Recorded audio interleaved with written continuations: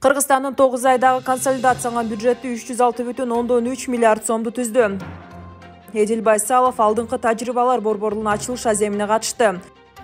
Иманкулов КМШ өлкөлөрүнүн коопсуздук кеңештеринин катчыларынын жолугушусуна катышты.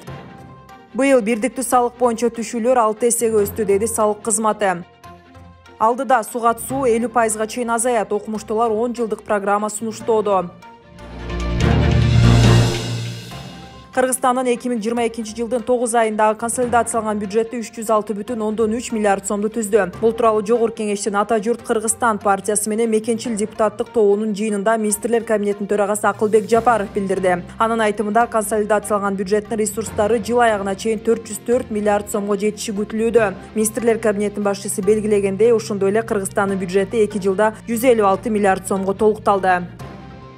Министрлер кабинетинин төрагасынын орун басары Эдил Байсалов жана Азия өнүктүрүү банкынын Кыргызстандагы туруктуу өкүлчүлүгүнүн башчысы Конакпан Лао Арая Бишкек архитектура жана курулуш менеджменти колледжинде өткөн алдыңкы тажрыйбалар борборунун ачылыш аземине катышты. Ошол эле учурда Балыкчы, Жалал Абад, Кара Балта, Кызыл Кыя, Нарын, Ош жана Токмок шаарларындагы пилоттук колледждеринде да ушундай борборлордун ачылыш аземи болуп өттү. Министрлер кабинетинин төрагасынын орун басары Эдил Байсалов жана Азия өнүктүрүү банкынын туруктуу өкүлчүлүгүнүн башчысы Конакпан Лао Арая оңдоо иштери жүргүзүлгөндөн кийин Бишкек архитектура жана курулуш менеджменти колледжинин абалы менен таанышып чыкты.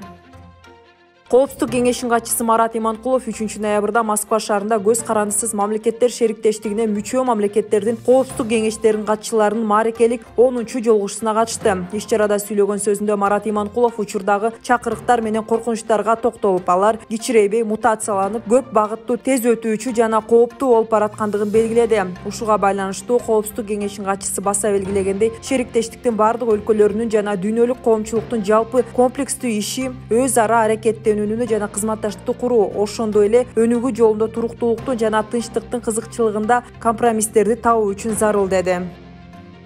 9 айда бирдиктүү салыктын негизинде салык салуунун жөнөкөйтүлгөн системасы боюнча 1 миллиард 458,6 миллион сом салык жыйналды. Бул өткөн жылдын ушул мезгилине салыштырмалуу 1 миллиард 217,8 миллион сомго көп. Башкача айтканда, жыйымдар 6 эсеге жогорулады. Ошондой эле бул салык салуу системасын колдонгон салык төлөөчүлөрдүн саны өстү. Алсак, бүгүнкү күндө бирдиктүү салыктын төлөөчүлөрү 28,520га жетти. Бул өткөн жылга салыштырмалуу 18,366 субъектке көп. Бирдиктүү салыктын 3 түрүн алмаштырат жана адилеттүү, жеткиликтүү салык салуу аркылуу бизнести колдоого багытталган.